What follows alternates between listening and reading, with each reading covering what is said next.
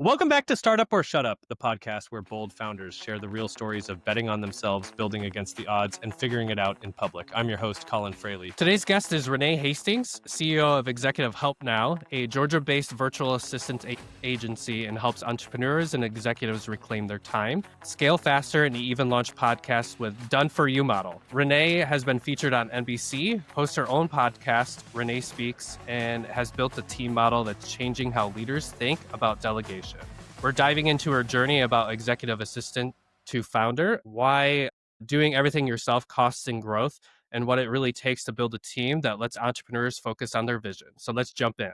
Renee, thank you so much for joining me. Hi, Colin. Thank you so much for having me. Absolutely, absolutely. So let's jump right into it and let's get into your origin. So who is Renee Hastings? Okay, so for that, we got to go way back. Love it. So I am actually the granddaughter of a sharecropper who moved his family from the south of the United States to an Amish community in Wisconsin. Cool. And that's where my aunts and uncles were raised. That's where I grew up, was in this community. And because we were the only Black family in that community, it was very important to us to maintain a good, strong family name. So everyone knew that if they were working with us, they were working with people who had a strong work ethic, had very high integrity, strong family values. You could trust what we say in that community. A deal is made with a handshake. And even still today, you can trust it. And I say that we're a Black family in an Amish community for those that are listening, because there is somewhat of a pressure that comes with being the only in an area. But because it was just normal for us, it never really felt like pressure because we were just doing what we saw modeled for us. Our grandfather was a very good businessman, a very ethical businessman, and that's how he raised us, with that foundation.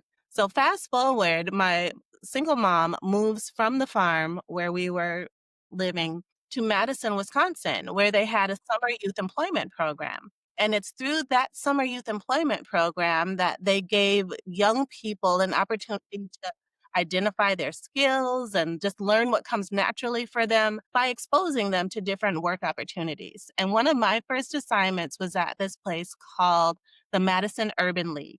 And it was at the Madison Urban League that I went into this room and they told me my job was to take all the books in this room, which is piled high and deep, from the front to the back. My job was to organize these books by the end of the summer and catalog, not only just organize them, catalog them, log them so people could find them, label them, and organize this room. And it was from this place, this time in my life, where I discovered how easily and naturally it came for me to organize things and how much I loved putting things in categories and subcategories and subcategories. And by the end of summer, that job was done and they had an entirely great looking library. I put that in air quotes because I was 12 when I did this. And from the next year, when I was 13, I got placed at a place called Norrell Temporary Services. And the owner of that franchise was a Black woman.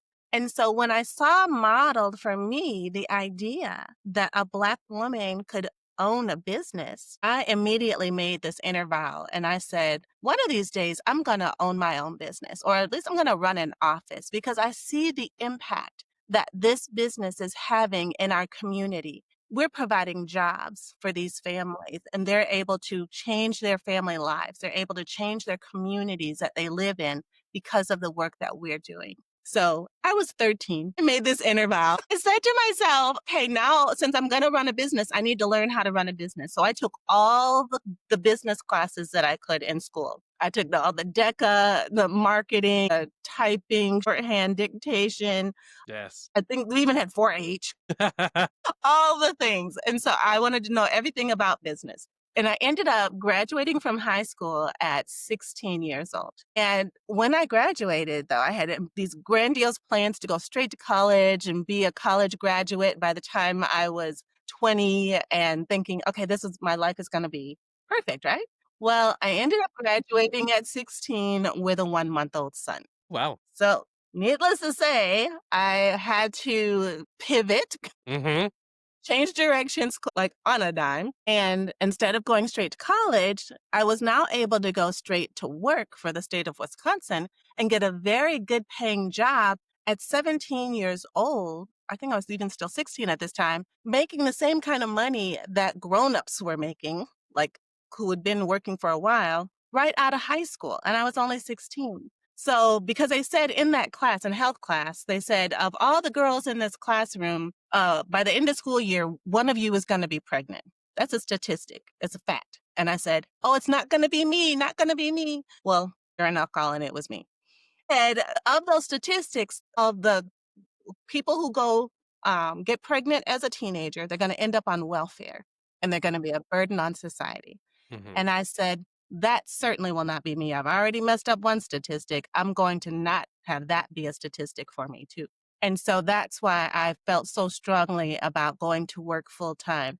So I Mm-hmm. worked full time during the day and part time at night, just to make sure I didn't end up another statistic and, was able to make my own money and not be a burden on society. That's awesome. Well, that was great, but I missed my son's first steps. Mm. I missed my son's first words. I missed my son's first everything because I was gone before he woke up in the morning and didn't get home until after he was in bed at night. So, yeah, I would not recommend this life for anybody. And so, but I persevered through it all and ended up marrying his father. And we unfortunately did end up going on welfare, but it was just for a short time because I didn't want it to be a lifestyle because I still had in my Mm-hmm. head, there's a stigma associated with this. I Mm-hmm. don't want it to be a stigma. I'm going to use it for what it's for, as to help get off the system and be my own person and be my own contributor to society. And that's exactly what I did. So it served a purpose and just became a part of my story. Mm-hmm. So that's kind of how the journey started. And it was from there that I continued to progress in corporate America, supporting high level executives. And by the time I'd been supporting high level executives in Fortune 100 and Fortune 500 companies for about 20 years, I decided my kids are grown now. They're out of school. And now it's time for me to do what I want to do. And I still had this love for serving executives. And I still had this passion and drive and desire. And it's something I could do with my eyes closed and my hand tied behind my back. It was just came so easily for me. And someone said, if you're going to start a business, do what you know and do what you love. Mm-hmm. So that's what I did. That is so So, cool. yeah, So, thank you. so many life experiences to learn from. It literally gave me goosebumps. You sharing all that information and just being so raw like that. That's absolutely incredible. And thank you so much for sharing that. Absolutely. I'm happy to share because, we are all uh, I believe we are all a composite of our experiences and it makes us who we are today. So I definitely, even though life was hard, I don't Hmm. think I'd have changed anything because it made me who I am today. Yeah, and even just a chapter or a moment in life doesn't have to define you for the rest of your life, right? It's a That's learning right. experience. You learn from it, you apply it, and you grow. Absolutely. 100%. Cool. So then, you grew up in Madison. You graduated in Madison. How did you find yourself in Georgia? Because you're calling from Georgia, right? Yeah. So I had a job transfer. So I worked with a company, a real estate development company out of Wisconsin that was working with the Wisconsin Power and Light. WPNL was the holding company. And our real estate company was investing in low income housing tax credits. This was back in the day when the credit was just created. I'm Mm. totally dating myself, Colin. So 10 years ago. Right, right, right. Just 10, just it was through that program that Wisconsin Power and Light struck a deal with Georgia Power. And Georgia Power wanted to know how they were getting such a great return on their investments. Hmm. And it was through these developments of mixed use properties using the low income housing tax credits.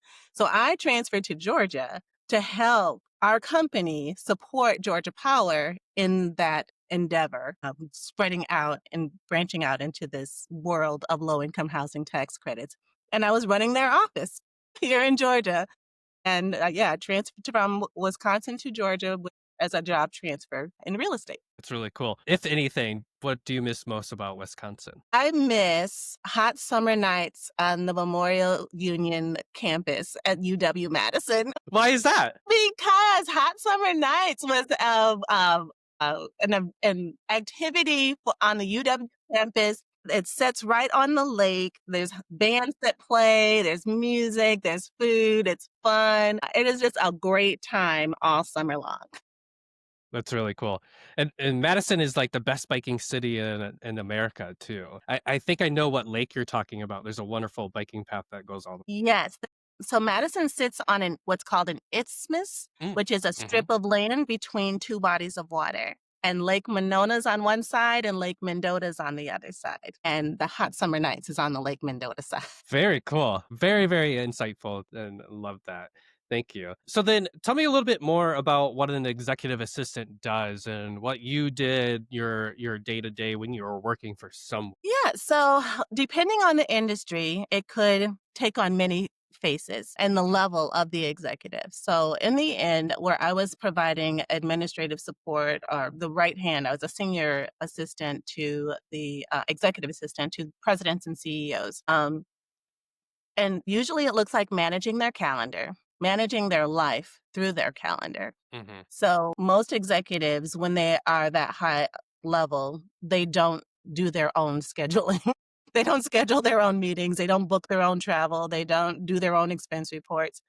And anytime they want to meet with somebody, they let their assistant know that they want to meet with them. And that's a lot of what we do is managing the calendar, managing the schedules, making sure that we're anticipating our boss's needs Hmm. in preparation for all of these meetings to make sure that he has the right information, the right presentation. We put together the presentations for him, or just different things like that. So the ability to anticipate what our executive needs, I think, is one of our, is part of the secret sauce of being a really great assistant because some people might say, "Oh, anybody can schedule a meeting." Well, maybe so. But when your boss is meeting with a strategic partner, how well does your boss know that strategic partner? What due Hmm. diligence needs to be done? You, the assistant, are the one who does all of that research and that work to prepare them so that they know what they're going into, so that they are armed to make the best deal possible. So that's just some of the things that a strategic partner does. So the executive assistant isn't just a doer of a thing. Hmm. They're an actual strategic partner with that executive that he can bounce ideas off of, Hmm. bounce, his own thoughts and feelings that he can't share with anyone else because he's the boss. Hmm.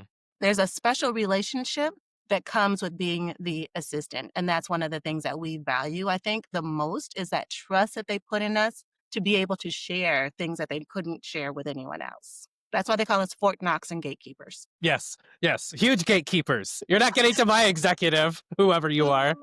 We got to protect them. Our job is to protect them, sometimes even from themselves. That's hilarious. So, if I was a listener and I'm listening to this conversation and it sounds like that sounds kind of cool, how would someone go about becoming an executive assistant and working directly with an executive? Well, for me, it started out just getting assigned different jobs, starting at a much lower level. I started as the receptionist, then the clerical assistant, and then an administrative assistant to a director, then a senior administrative assistant to an executive director, a vice president, and then just working your way up. And as that's the way at least it used to be. I worked my way up in a higher level responsibility I was able to take on, including coordinating different events and meetings and things like that. The more capable they see that you are and able to do more. So they just keep on adding more things to your plate. Well, if you can, schedule a meeting, maybe you can plan an event. And if you can plan an event, maybe you can plan my international travel. And if you can plan my international travel, maybe I can trust you to work out these relationships between these other two people that I need to get connected with. Just different things like that. And that's the path that my journey took. I know today that there are other organizations that help people and provide resources to people who are interested in being administrative professionals. International Association of Administrative Professionals that actually provides a certification designation as a certified administrative professional. And the testing for that is quite rigorous. It's almost like someone told me it was like sitting for the bar.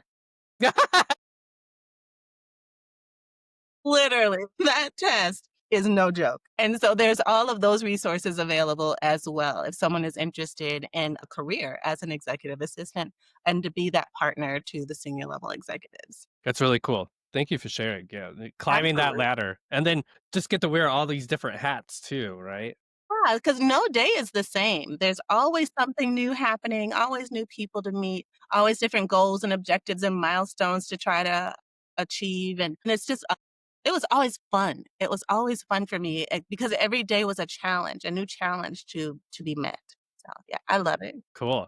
So then that also brings me to when did you realize that your experience of being an executive assistant and you could change that over and scale it into a business? Can you tell me that exact moment that you're like, hmm. Yeah, so when I started the business back in 2014, I still had the comforts of my golden handcuffs in corporate America. I still had all my paid vacation days, 3 weeks paid vacation. I had all of the health insurance benefits, and I had all the things that come with corporate America that keeps you tied in. Hmm. But I still have that passion, like I was telling you, that passion and drive and desire to support executives. And during the day, I had one executive. And so I thought to myself, my kids are grown now, they're gone. I'm going to see if I can bring on my own clients and maybe serve them on the nights and weekends. Mm. And then I can still have my day job Hmm. and then still kind of just do this on the side for for my own personal satisfaction. And the thing is, the more I brought on my own clients, which was fantastic because I loved serving them. My first client was a real estate agent and he needed help with his marketing. And so I was able to partner with him and it was just a lot of fun. But my clients kept telling their friends about me and the services that I was providing to them and how much better their life was because they didn't have to do all the things anymore. Now they had somebody they could call and say, "Hey, can you do this?" And I'd say, "Of course, I'm happy to." And I'd do the thing and it would make their lives easier. I'm having some fun and it's just a win-win for everybody. But then my personal business hours started becoming just as equal to my daytime hours. So imagine this, Colin. I'm getting up at 6 in the morning to be at work by 8. I work until 5. I come home. I get home by 6, cook some dinner for my husband, maybe. And then I start working on my business at about 7 or 8 at night, and I go to bed at 2 or 3 in the morning. I take a nap, I get up, and I do it again, over and over and over and over again. And now, as I mentioned in the beginning, the quality of work is a foundation of my life. Remember, Hmm. Grandpa, sharecropper, Hmm. good quality work? That is my core and foundation. And when I saw that I was burning the candle at both ends and I was getting 0 sleep, the quality of my work started to suffer. Hmm. I started missing opportunities. I was cranky. I was missing things with the family. It was just all bad. So I mentioned it to my uncle. He's like, "You need some help." And I said, "You're absolutely right. I do need help and I need more sleep." And he said, "Okay, get an assistant." And so, long story short, I hired my first virtual assistant. That was the day my life changed for the better, and I've never looked back. From that moment on, I would take my business work and I would forward it to my assistant and I'd say, "Please assist, period, thanks, exclamation point." That's what I did all day long with all the messages that I got to do for my own work. I would send them her way. And then that way, my work was getting done for my company while I was still working my full time day job. Hmm. And so, because I was able to get more sleep and I saw firsthand for myself the difference having an assistant made in my life, I said, every business owner has got to get one of these. This is so important. This is critical to their success and ability to be able to scale. So I would say that was the turning point for me was when my work started suffering. Unfortunately, it was a negative thing. My work started suffering and my health started suffering. So I was like, I can't continue on in this way. And that was the turning point. That's cool. That's really cool. I was gonna ask you, like, when did you actually get any sleep? And it was basically none. None of the time. I was all about that nap life. Yeah. Yes, definitely. That's all I was able to do for like 8 months, literally. It was brutal. Do you? Sorry. Do you remember?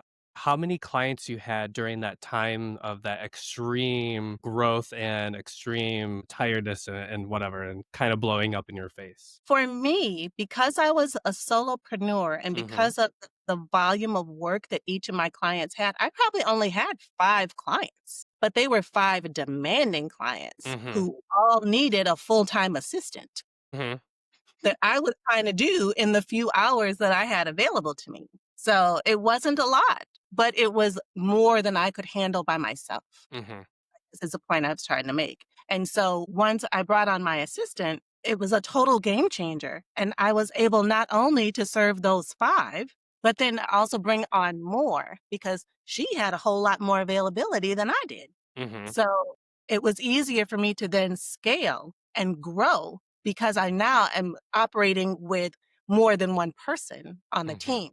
I'm building a team now. So that's how it started. Cool. And then you get to see the triage. You get the triage through of whatever you think they can handle, and then you would just, I would assume, pick up whatever task that you think they probably wouldn't be able to handle at this moment and that you wanted to.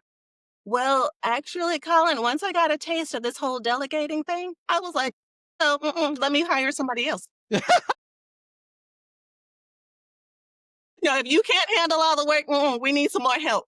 That's So cool. now, fast forward, that virtual assistant who was my first VA is now our business operations manager.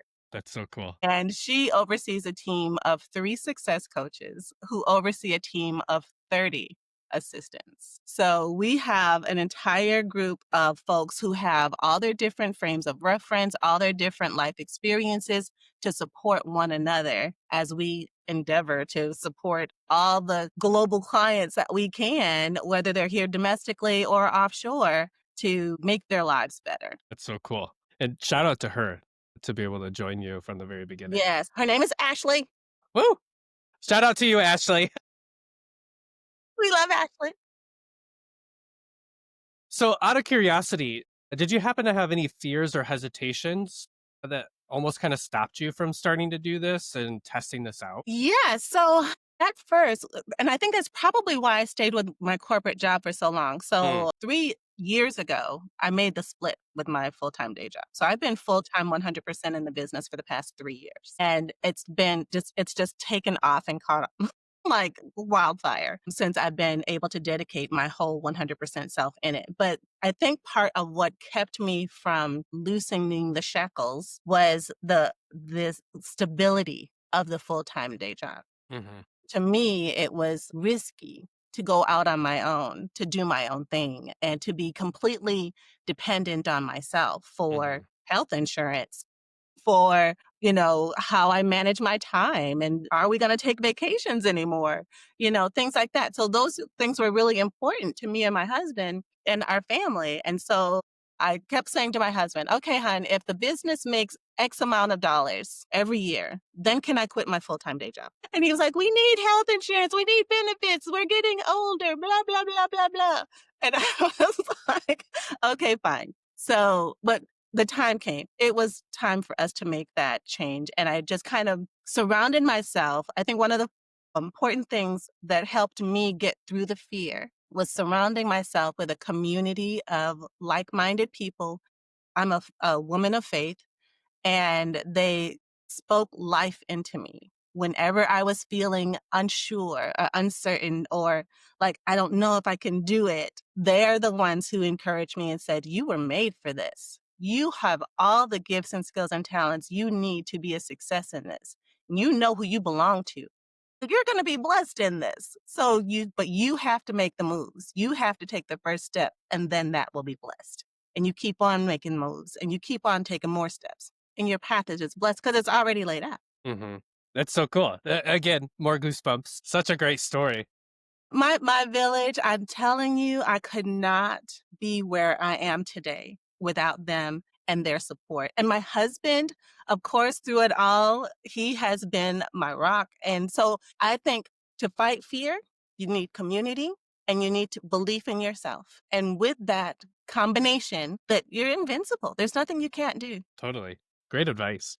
Yeah. Um, Out of curiosity too, what skills do you think you had in the management of the executive assistant and even just the leadership? Because you took initiative, right? So you took direction, but you took initiative. You took the ability because you were pre-planning potentially even those tasks that you would be asked for. How did that translate directly over to entrepreneurship? Yeah, that was great practice. And I say everything is a stepping stone to the next thing.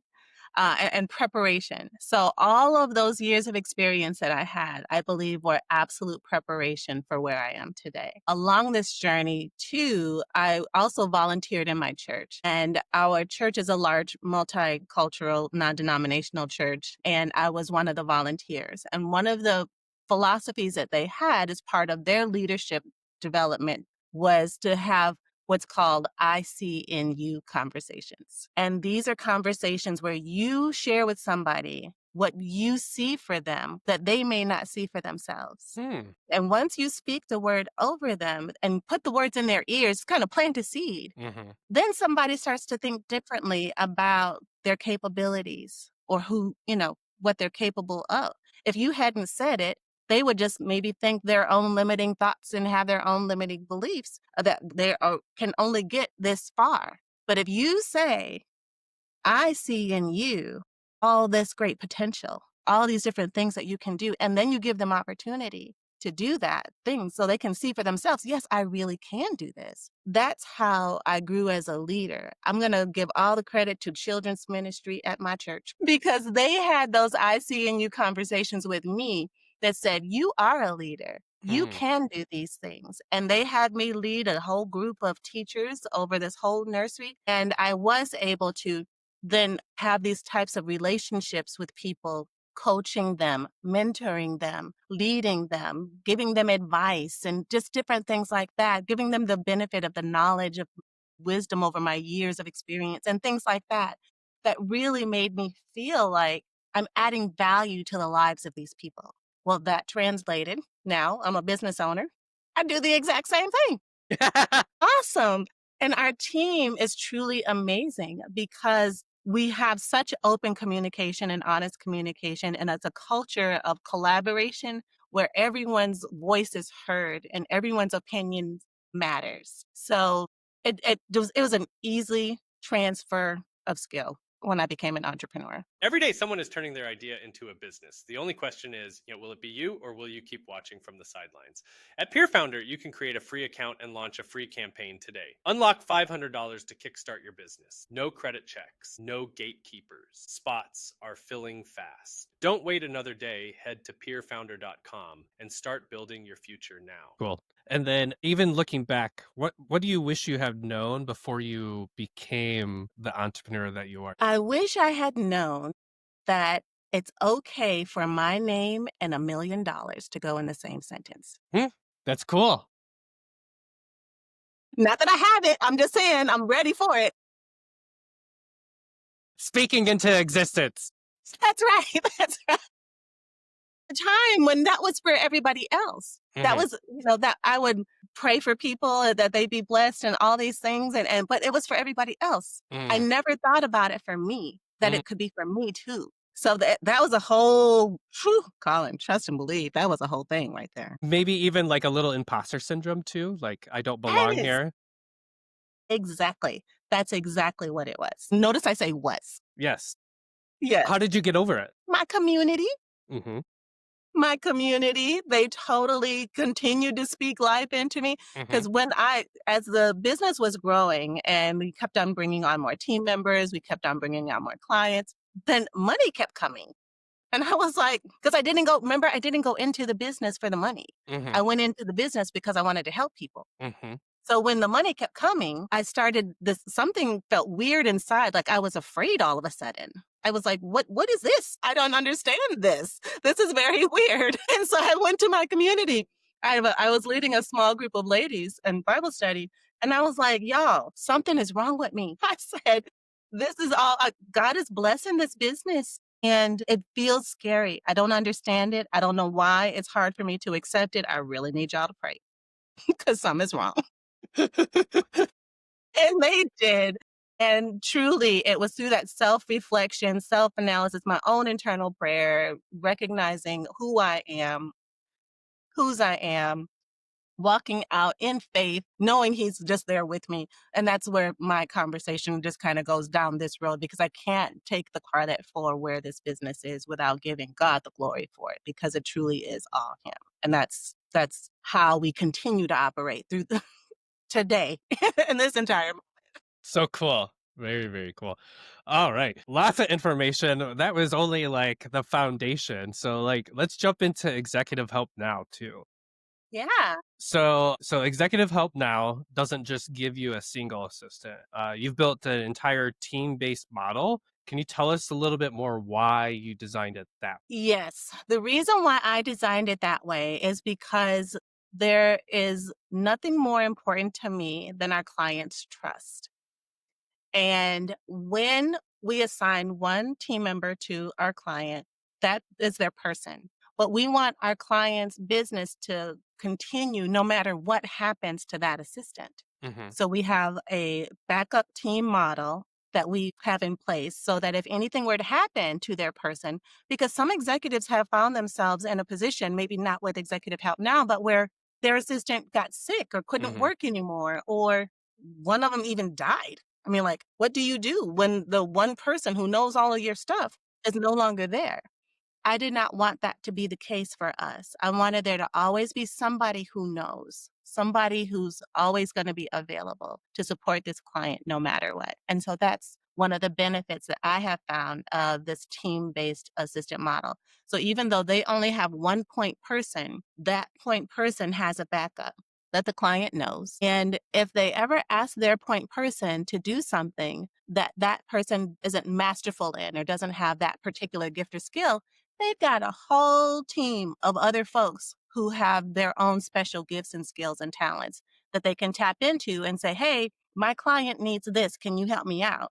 That person does their thing with their expertise and gives it back to the point person. So Mm-hmm. that client still only has that one person that they're dealing with, but they're getting great quality work as Mm-hmm. a benefit of being a part of our team. That's cool. Contingency and then best quality of work too. So Yes, that's pretty absolutely. awesome. How do you recruit your team and train your team to deliver consistent quality? So, our team, I think this is what makes us special too, is that the majority of our team was referred by other team members. Cool. So, our team, once they get to know us and they become a part of our team for a while and they've been trained in the EHN way or the Executive Help Now way, they know my standards of excellence. Mm-hmm. They know my expectations for clients. And we all have a natural gift and for serving clients. We have a servant heart mentality. And when I'm interviewing, we actually have a values based interview process as opposed to a skills based interview process. Skills is a part of the process, don't get me wrong, because we need to know that they can do what they say they can do. Mm-hmm. However, that's not the end all be all. You can score 100% on a skills test, but if your attitude is out of alignment with our values, then you're not a good fit for our team, because we want people to operate in their own zone of genius and in the element or an environment that works well with their personality, their natural who they are. Mm-hmm. And we don't want to try to force something that isn't natural. So when we have these values based conversations and understand what is important to you, what do you value? What do you hold in highest regard? What gets you up every single morning? Why? I want to understand the why of all of Mm-hmm. that to make sure that it's in alignment with our company values and our mission and our vision. And so once we have this conversation, I learn what I can and we have all of the skills and all that sort of thing, then I make a determination. Is this person going to be a good fit? And then our team member who's doing the pre-screening will make a recommendation that I take very seriously. Mm-hmm. And if our team member says this person is not a good fit, then I'll say, okay, don't even waste my time because you know me, you know who I am and how I operate. And so if person isn't a fit, then they're not a fit. And so send them a reject letter and move on to the next.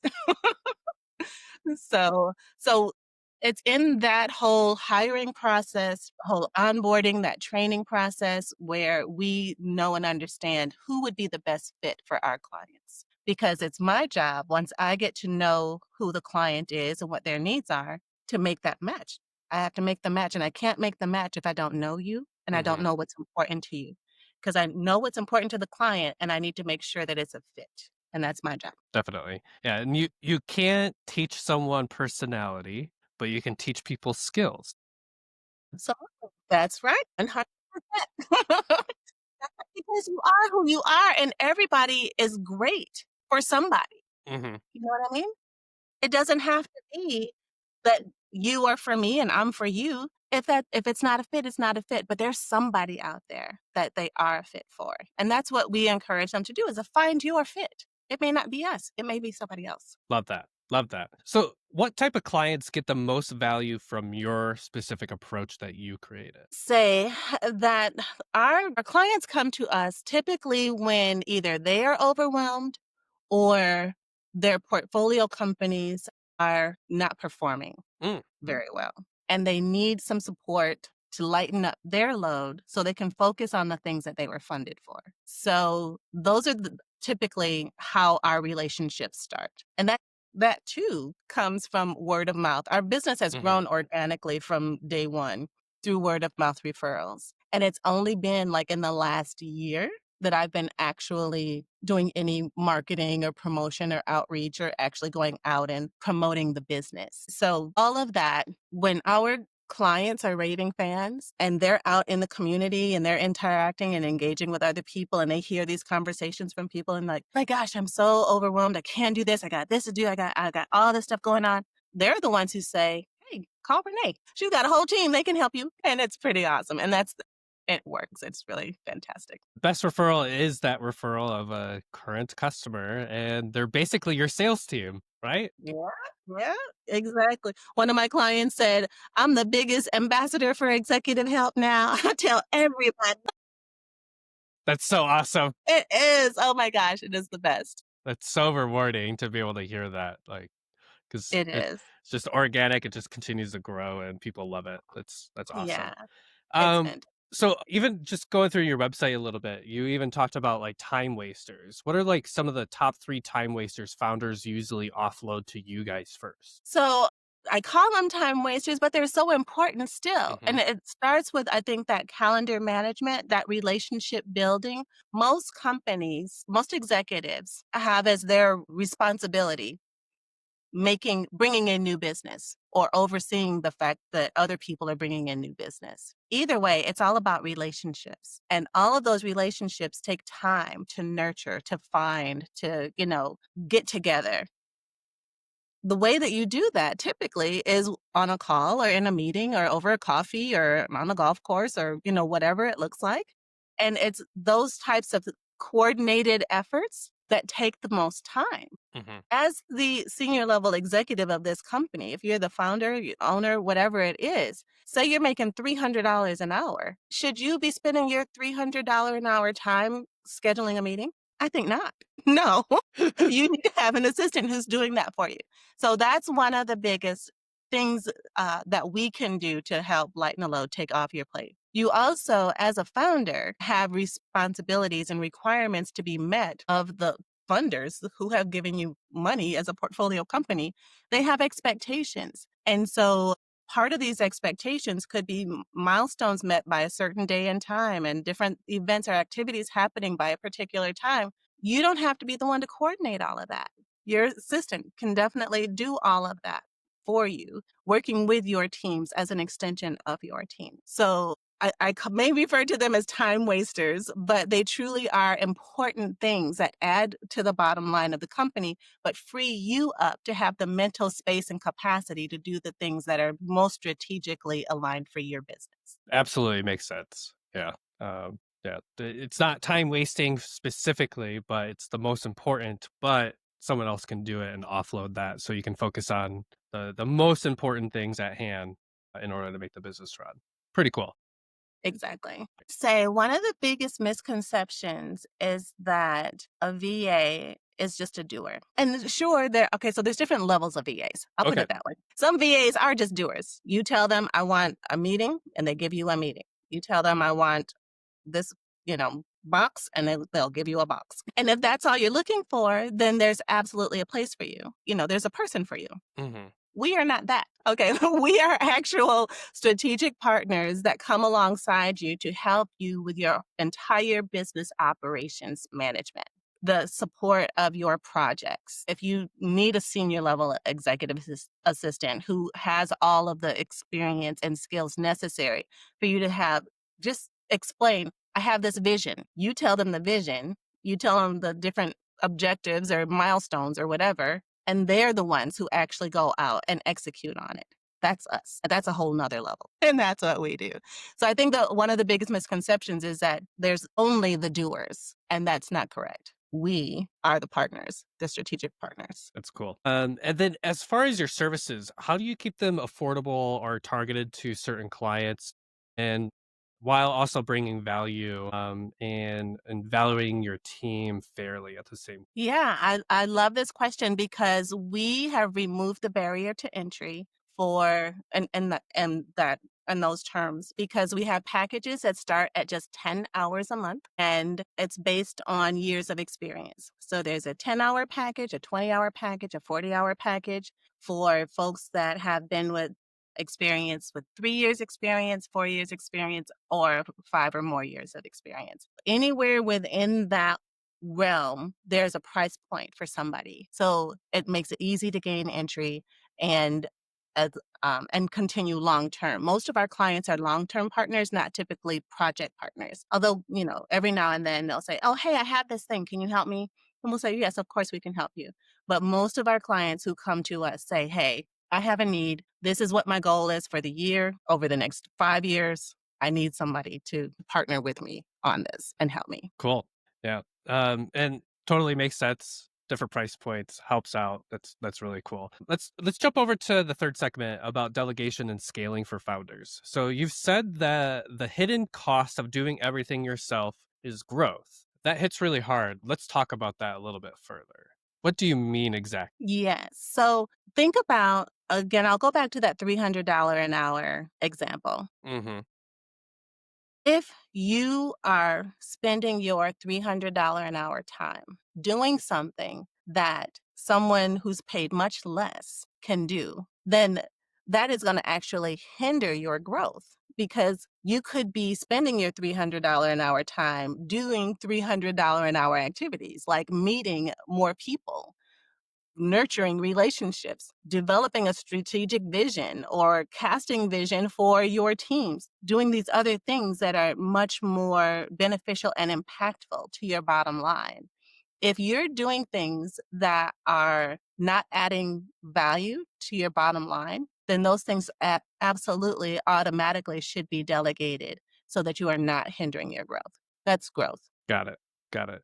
And then what's some early warning signs for a founder that needs help before burning out? Say, if like me, they were burning the candle at both ends. They're not able to have dinners at home with their family. They're missing their kids' games. They have had to cancel they've made promises that they haven't kept to their families. We see this time and time again. Or if they're just finding themselves stressed out, if they feel stressed and overwhelmed, then that's a sign. Life is not, when you started this business, it was for a reason. You wanted to bring joy, you wanted to add value, you wanted to fill a need. And that in the beginning gave you energy. It made you feel good. But when you start not feeling good and your health starts to suffer, or you find that you're not as productive as you could be, or you're not accomplishing as much as you want to, those are clear dead giveaways, because I equate hiring an assistant to self-care. Because when you hire an assistant, you're taking care of yourself, and that is okay. You need to take care of yourself as an owner, as a founder, as an executive. You need to take care of yourself. And that's what we are here for, to help lighten your load, make things easier for you so that you are not overwhelmed and you can, at the end of the day, still have energy and feel good and be able to give your best self to your personal life outside of work.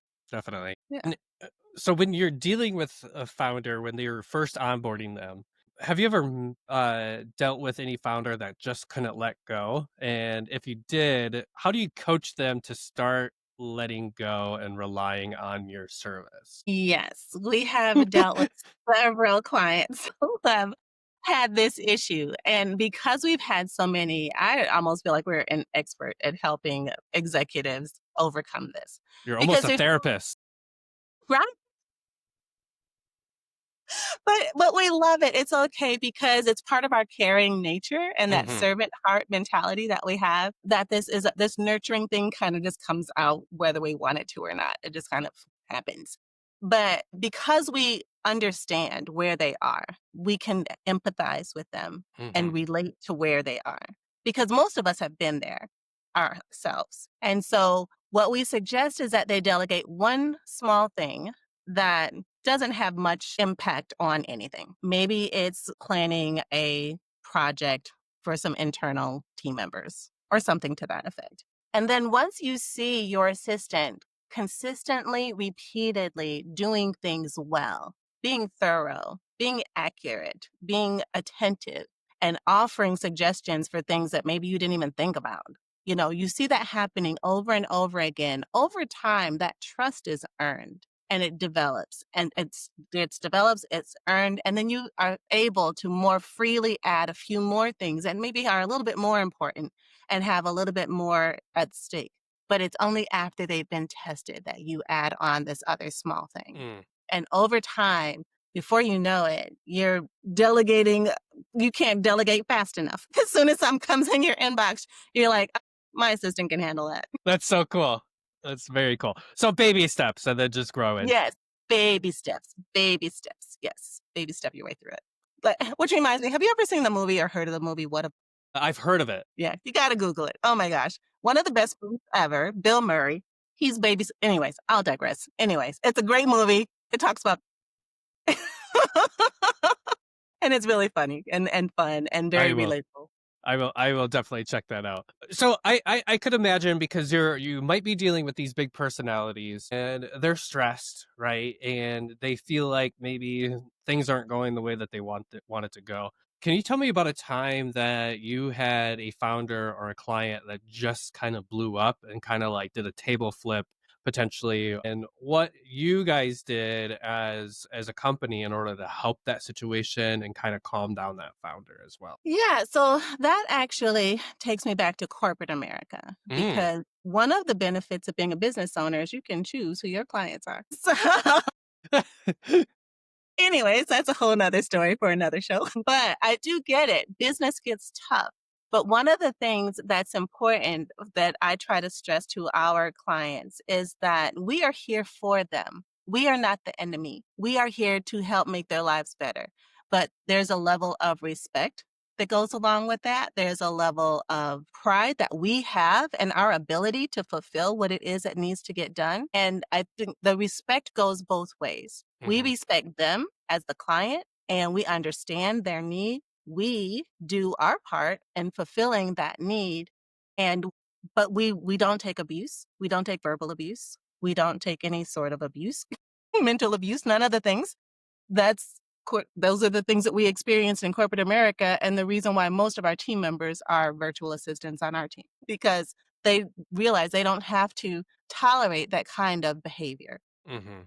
And because that was my experience in corporate America more than once, I know what it means or what it takes to be a good leader for my team. So I often will stand up to the client and go to bat for my team, saying, look, this is not okay. This is not how we treat each other. This is not how we talk to one another. We are partners. We are here to add value to your life. As part of that, we have conversations and discussions and we make plans and we follow through on those things. And if you say you're going to give us something, then we expect to get it from you. We trust you. We Mhm. believe you when you say you're going to do something. And if you don't give it to us and things blow up, then that's not our fault. And we need to establish where the accountability lies. And if this isn't a model that works for you, then I'm happy to see you find someone that can support you in the way that you need. So, yeah, Love that. Love that. That's that's pretty inspiring. Yeah, yeah, definitely. yeah, yeah. Because life is too short, Yes. Colin. Yes. The older I get, I realize life is too short for nonsense. Mhm. I consider any sort of abuse nonsense and unacceptable and intolerable. And so I just don't. And if I even see in a discovery call that kind of disposition or Mm. demeanor Mhm. in a person, I'll say, I'm not sure that this is the greatest fit, you know, and just not even pursue it. It's great. Yeah, don't even allow the toxicity to come in. Mm-mm. We can't. We just can't. There's too much other stuff Mhm. that's going on outside of our control that's creating that toxic environment. If we got control over that, it's a no for me, dog. Love it. In the famous words of is his name Simon? Not Simon. What's the guy? No, Urkel? no, no, no. The guy No. on Star Search, not Star Search. The music one, American Idol. Simon Cowell? But the other guy on the other end. Anyways, he always says it's a no for me, dog. Randy.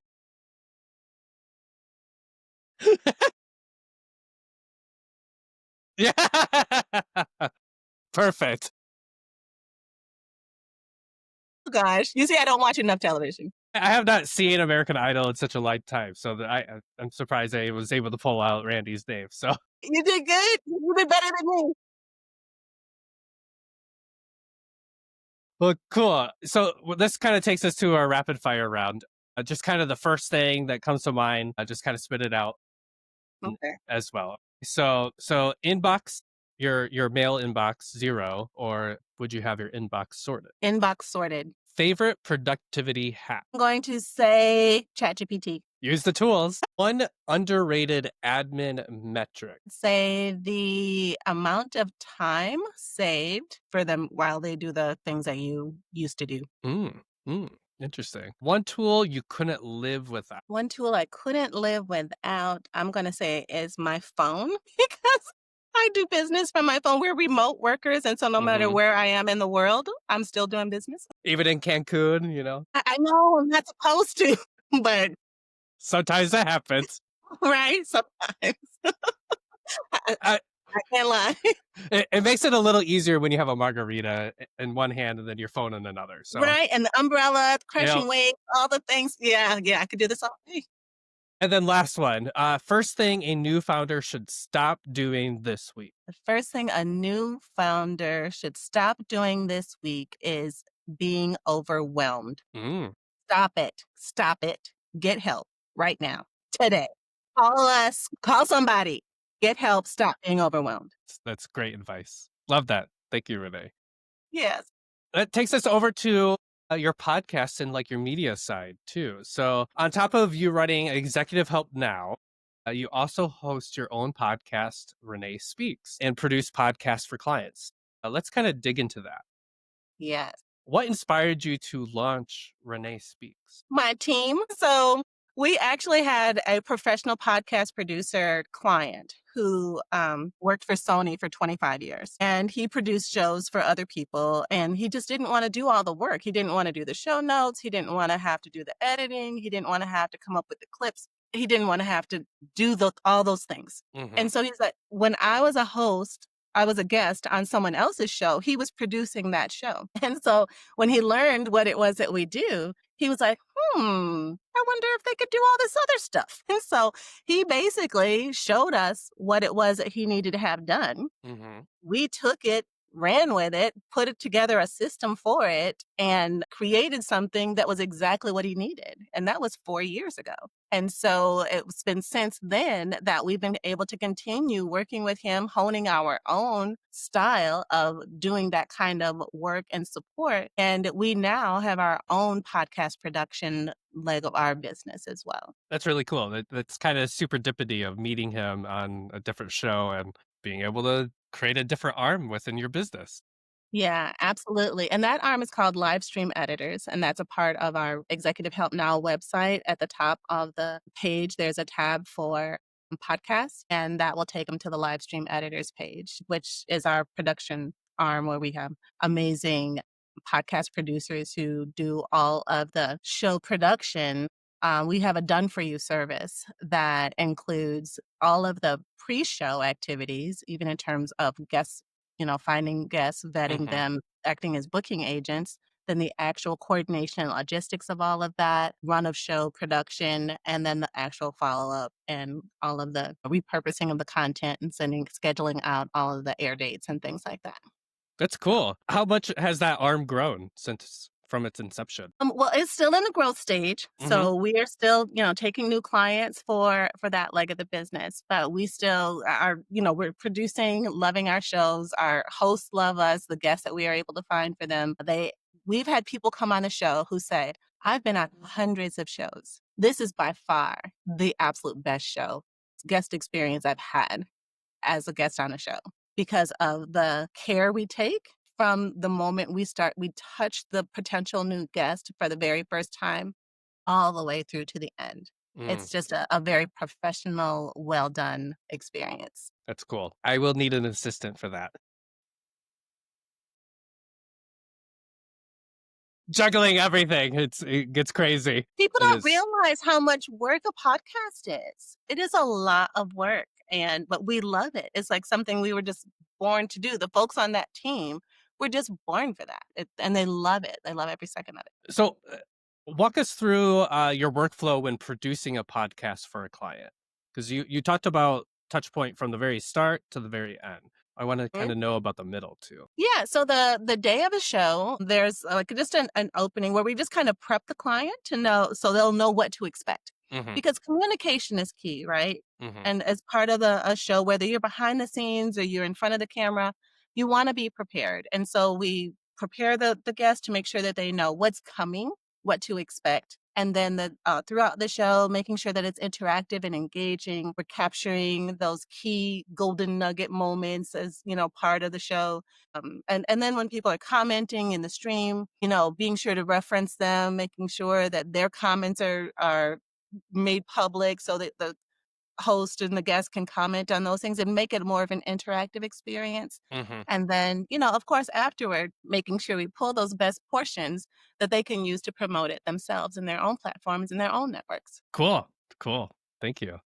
Yeah.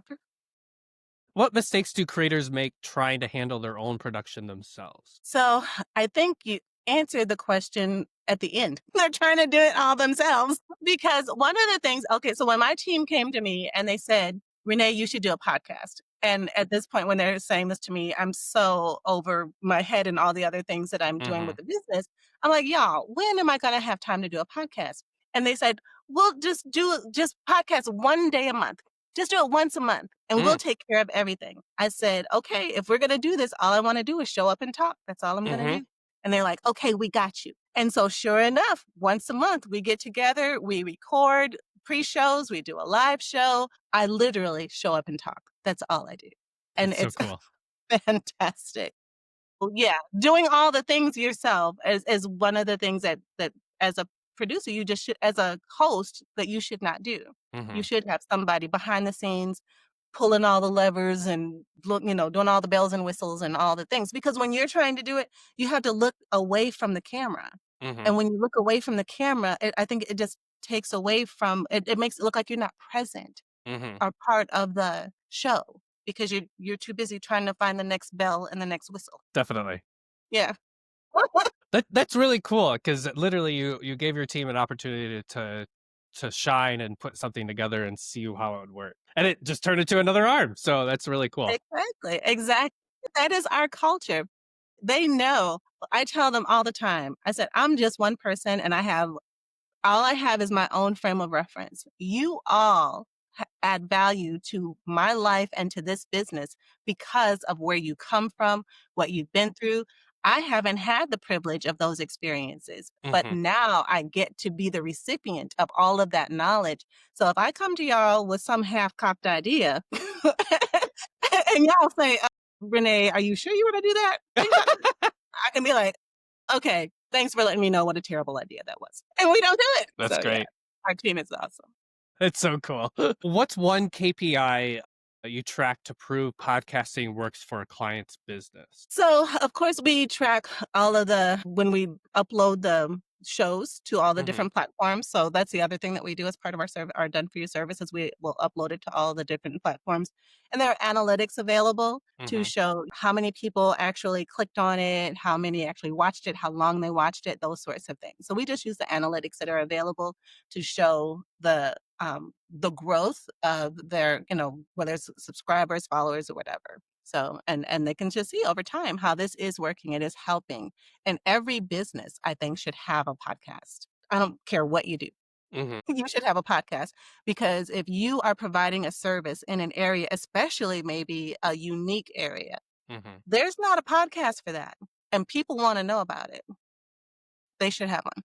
Definitely. Have you converted one of your clients from virtual assistant and then sold them on doing a podcast and getting them started? Let me see. Yes. Yes, we Yes? have. That's We so have. cool. Yes, yes. And they're doing well. It was a new thing for them and Mhm. still kind of a new thing, but they actually started basically from nothing. But then they saw our show and they're like, Mhm. I want one of those. And now they have one of those. So it's wonderful. That's cool. And then so you get so many juicy tidbits from podcast interviews. Does your team also dive into that? Because I know specifically what I do too.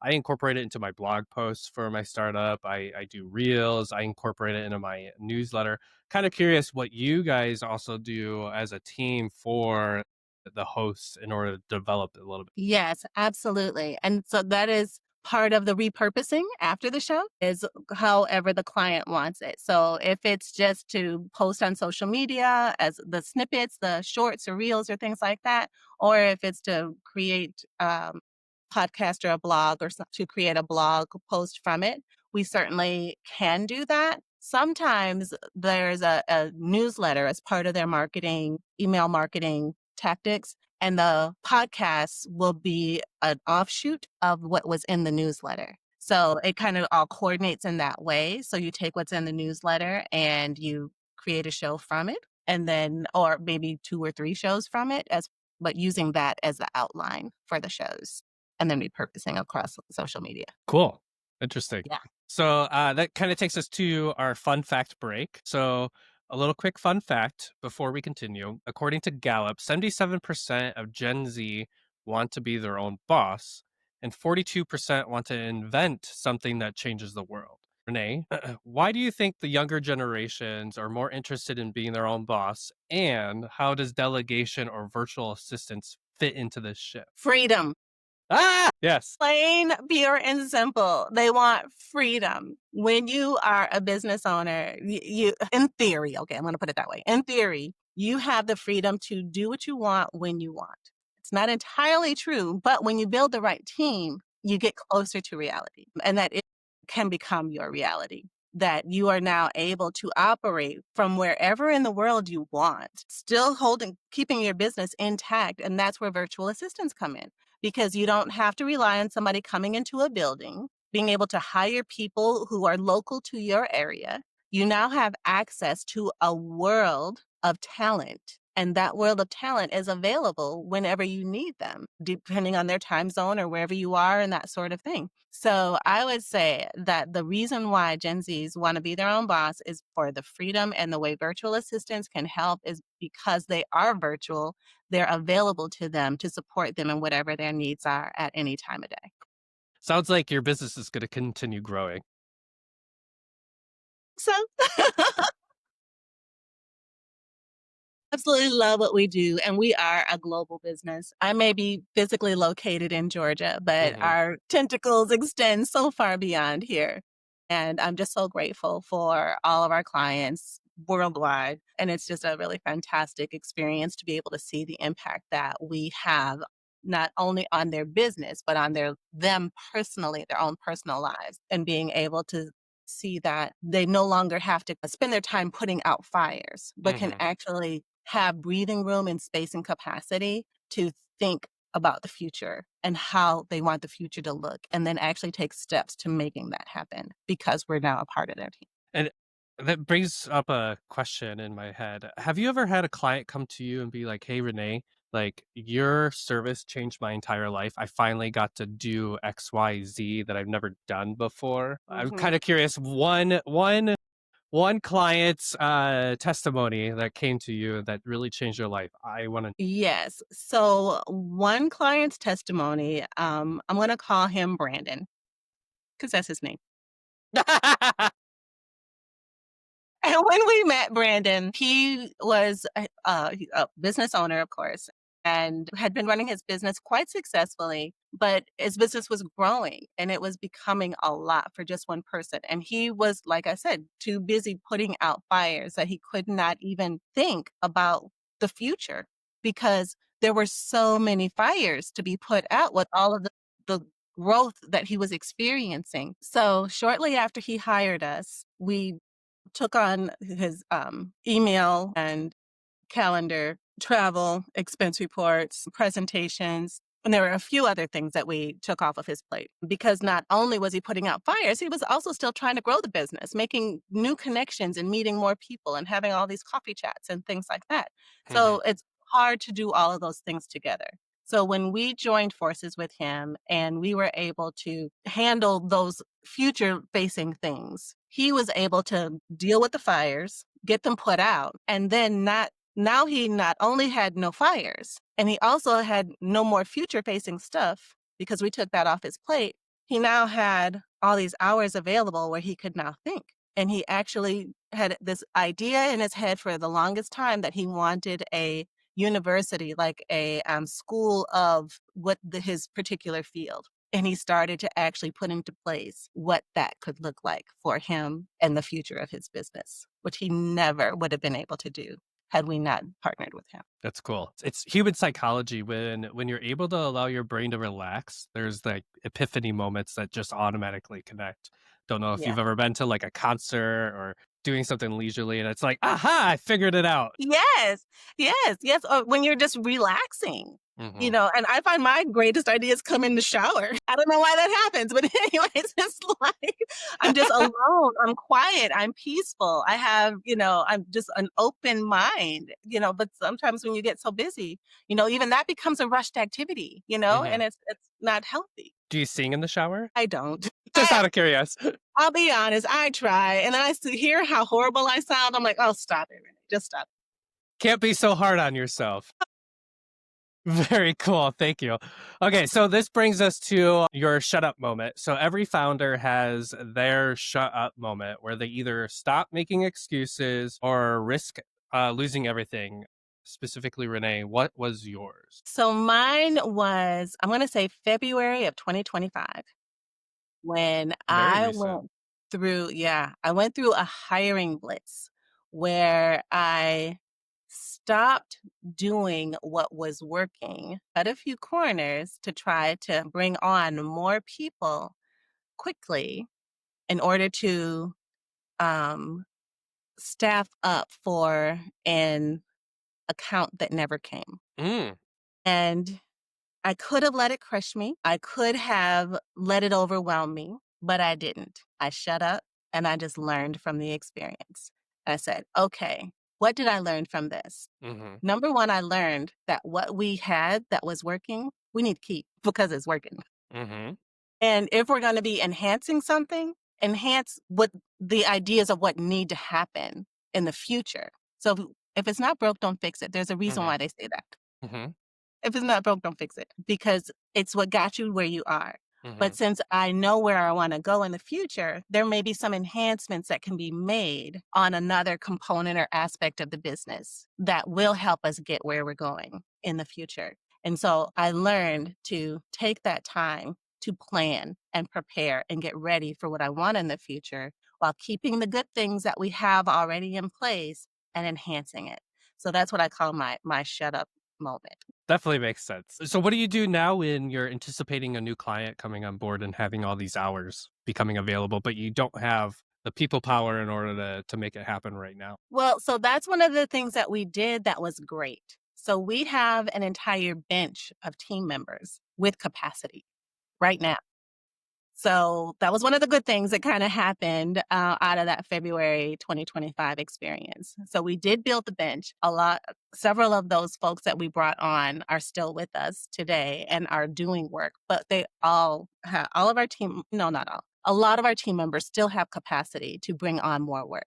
So like I mentioned, right now we have a team of 35 team members, most of them with capacity to take on more work. So they are working, but can do more. And that's what my goal is to make sure that each one of our team members has their bucket full with the hours that they want. So we are able to take on those larger clients that need several hours. Cool. Very, very cool. And then what would you tell a listener who's listening right now and they're at their breaking point themselves? What advice would you give them? Say, hold on just a little while longer. I would say, surround yourself with the right community, keep waking up, and believe in yourself. We don't have these dreams and desires in our heart for no reason, and no one else has the dreams that we have. And if we hold on to our own dreams, then we're depriving the world of what only we can give. And we don't want to be a robber. Great advice. Awesome.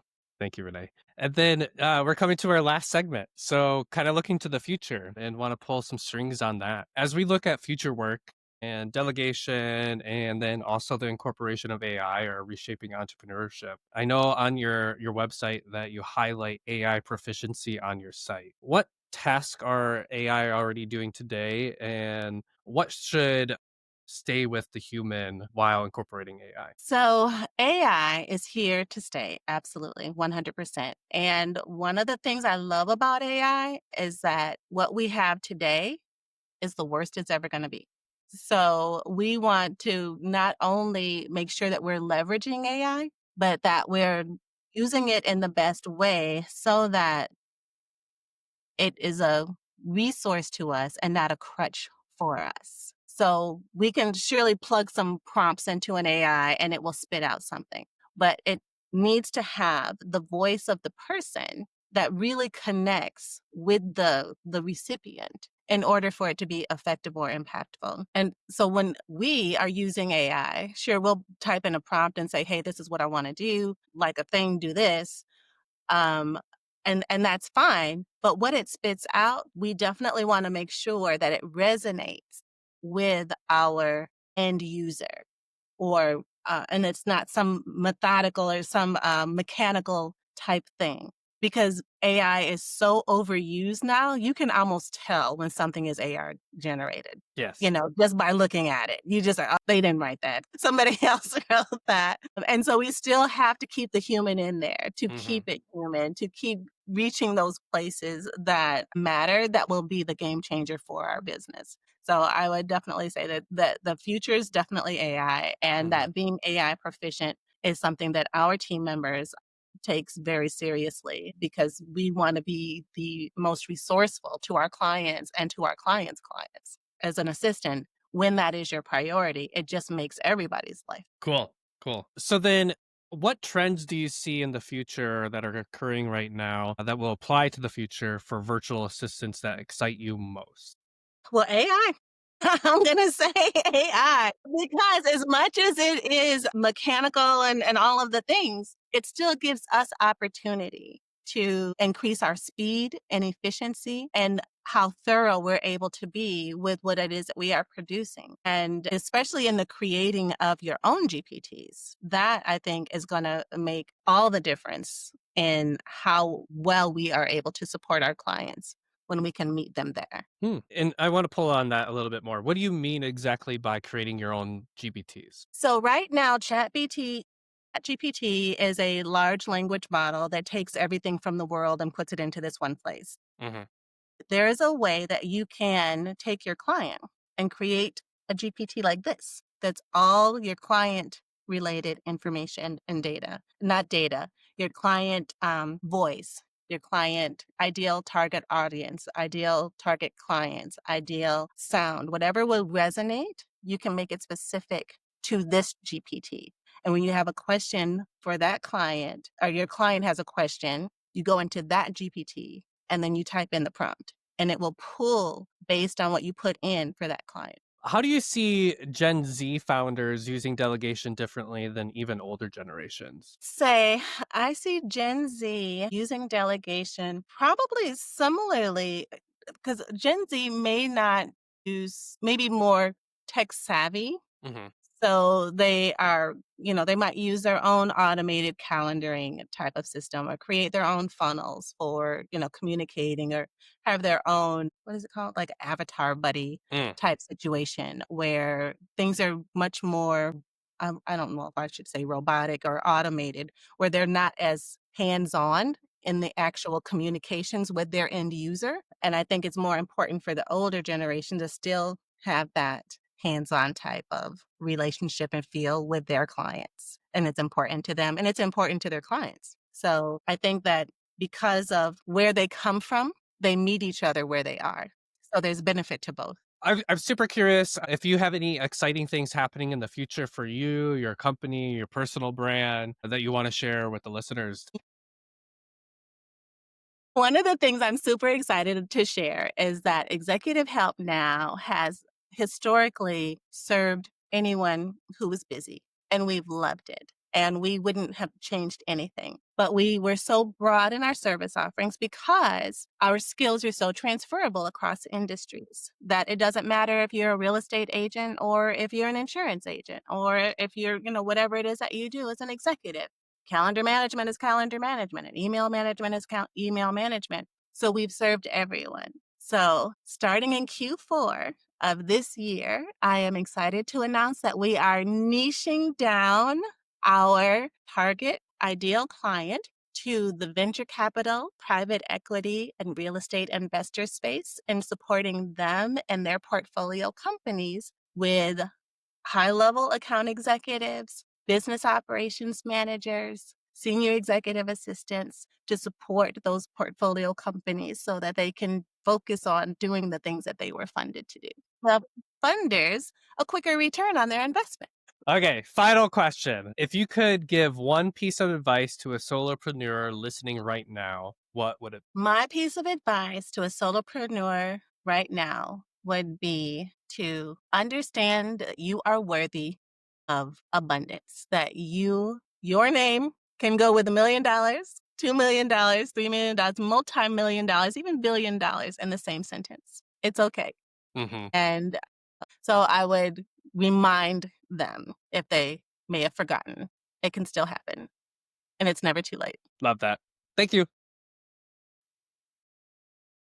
I'm sure a lot of people need to hear that. Yes, there's a plenty for all of us. Yes. Well, Renee, thank you so much for sharing your wisdom today. But before we wrap up, I'd love to give you the mic. Where can listeners find you and how can they work with Executive Help Now? Yes, sure. So go to our website. I think that's the easiest way is executivehelpnow.org. We are not a nonprofit. That's a whole nother story for another day. But we're on all the socials, LinkedIn, Facebook, Instagram, at Executive Help Now. Feel free to reach out there. You can reach me on YouTube on my show, Renee Speaks. Send a comment or a DM there. And also, there's a connect card on our website where people can, if they want to find out more about how to get an executive assistant or a virtual assistant. Also, some people may not know whether or not they're ready Mm. or what a virtual assistant can do. If they text the letters VANOW for VA now to 1-866-943-3591, they can get a freebie to help them navigate through that thought process. It's cool. Thank Tons of you. value. Very, very cool. Well, thank you so much, Renee. This has really been insightful. Really great conversation. A lot of juicy tidbits, and just very thrilled to be able to meet you today and share everything with the audience. Thank you, Colin. I've had an absolute blast. Thank you so much. This is so wonderful. I love what you're doing for your audience and can't wait to continue the conversations. Definitely. Thank you so much, Renee. Bye. Bye-bye. To our listeners, don't forget, Startup or Shut Up is powered by Peer Founder, the platform where founders and funders connect through community, learning, and free market repayment crowdfunding. Whether you're ready to launch your idea or support the next generation of entrepreneurs, head to peerfounder.com. I'm Colin Fraley. See you in 2 weeks for another founder story that'll inspire you to shut up and start up.